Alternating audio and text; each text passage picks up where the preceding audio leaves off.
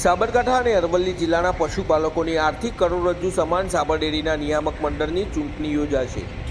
ચૂંટણી અધિકારી અને પ્રાંત અધિકારી હિંમતનગર દ્વારા મતદાર યાદીની કાર્યવાહી શરૂ કરવા માટે સત્તાવાર જાહેરનામું પ્રસિદ્ધ કરવામાં આવ્યું।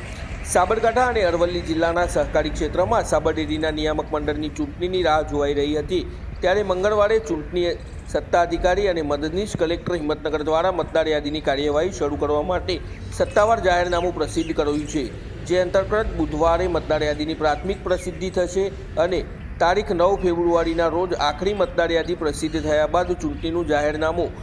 પ્રસિદ્ધ કરવામાં આવશે। આ અંગે ચૂંટણી સત્તાધિકારી અને મદદનીશ કલેક્ટર હિંમતનગર વિભાગના વડા જયંત કિશોર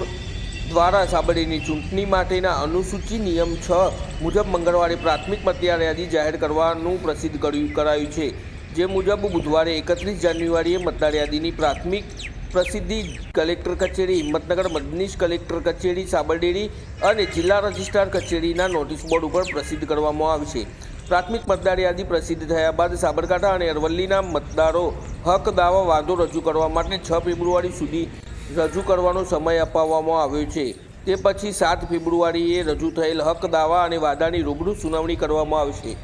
ત્યારબાદ 9 ફેબ્રુઆરીના રોજ આખરી મતદાર યાદી પ્રસિદ્ધ કરી દેવાશે અને તે પછી વહીવટીતંત્ર અનુકૂળતા મુજબ ચૂંટણીનું જાહેરનામું પ્રસિદ્ધ કરશે, જેમાં ઉમેદવારી પત્રો ભરવાનું, ચકાસણી, ઉમેદવારી પત્રો પાછા ખેંચવાની અને છેલ્લે આખરી ઉમેદવારોની યાદી પ્રસિદ્ધ થશે અને તે પછી જરૂર પડશે તો ચૂંટણી સત્તાધિકારી મતદાનની તારીખ, સ્થળ અને મતગણતરીનું સ્થળ જાહેર કરશે। તો બીજી તરફ સાબરકાંઠા અને અરવલ્લી જિલ્લાના સહકારી રાજકારણમાં સાબર ડેરીના નિયામક મંડળની ચૂંટણીને લઈ ધમધમાટ શરૂ થઈ ચૂક્યો છે અને ઉમેદવારી કરવા માગતા સહકારી અગ્રણીઓ પોતાને મેન્ડેટ મળે તે માટે ગાંધીનગરના સંપર્કો તેજ બનાવી દીધા છે।